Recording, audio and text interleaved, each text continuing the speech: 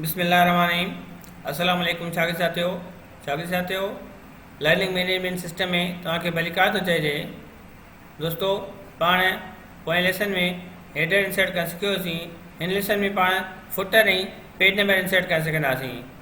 जीअं पाण header insert कयोसीं, फुटर भी बिल्कुलु ईअं इंसर्ट करे सघंदासीं। हेडर जेको आहे उहो हेडिंग में मतिलबु पेज जे मथां इंसर्ट कयो वेंदो आहे ऐं फुटर जेको आहे सो एंड में मतिलबु पेज जे आख़िर में इंसर्ट थींदो आहे। असां फुटर इंसर्ट करण लाइ फुटर ते क्लिक कंदासीं ऐं हिते फुटर जा मुख़्तलिफ़ ऑप्शन मौजूदु आहिनि।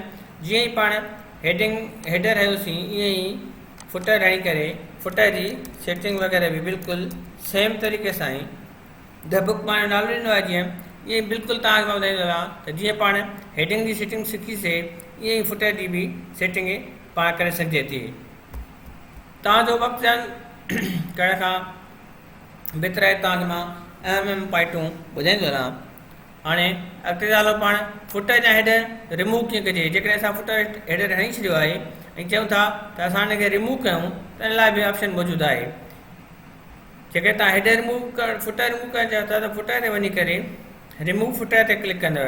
जेकॾहिं हेडर खे रिमूव करणु चाहियो था त हेडर ते वञी करे रिमूव हेडर कंदव ऐं जेकॾहिं एडिट करणु चाहियो था त फुटर ते वञी करे एडिट फुटर ते क्लिक कंदव त उहो तव्हांजो एडिट थी वेंदो। हुनखां मां हिनखे स्किप थो कयां त मां फुटर मां स्किप थी वियुमि, ॿाहिरि निकिरी आयुमि।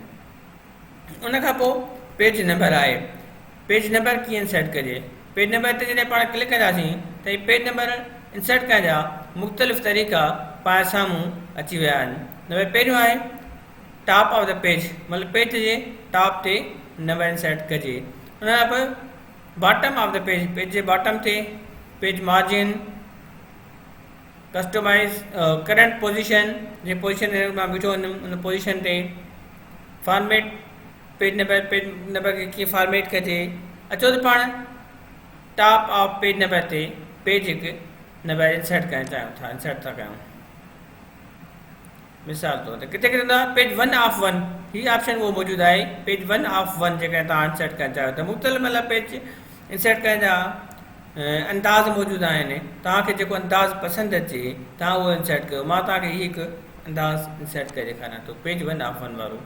हाणे तव्हां ॾिसी रहिया आहियो पेज 1 ऑफ 57, मतिलबु असांजा टोटल 57 पेज हिन बुक में मौजूदु आहिनि जेको मां हिन वक़्तु लेटर ते लिखी रखियो आहे। इन डॉक्यूमेंट जे अंदरि टोटल 57 पेज मौजूदु आहिनि। असांखे इहा हिन पहिरें पेज ताईं ख़बर पइजी रही आहे ऐं ॿुधाए रहियो आहे असां हिन वक़्तु पहिरें पेज ते आहियूं। लिखियो आहे पेज 1 ऑफ 57, टोटल 57 पेज आहिनि जंहिं मां असां हिन वक़्तु पहिरें पेज ते मौजूदु आहियूं। हिनखे मां स्किप कंदुमि। हाणे मां हिते हलियो आहियां। हीअ तव्हां ॾिसी रहिया आहियो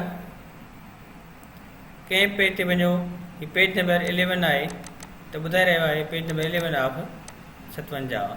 जेकॾहिं हिननि अखरनि खे तव्हां बोल्ड या हिननि जी साइज़ वग़ैरह इंक्रीज़ करणु चाहियो त तव्हां हिते वञी करे साइज़ वग़ैरह बि इंक्रीज़ करे सघो था। हिन जो स्टाइल वग़ैरह बि चेंज करे सघो था। हीअ तव्हां ॾिसी रहिया आहियो शागिर्द साथियो त मां हिननि अखरनि जो स्टाइल कीअं चेंज कयो, हिन अखरनि जी साइज़ कीअं चेंज कई।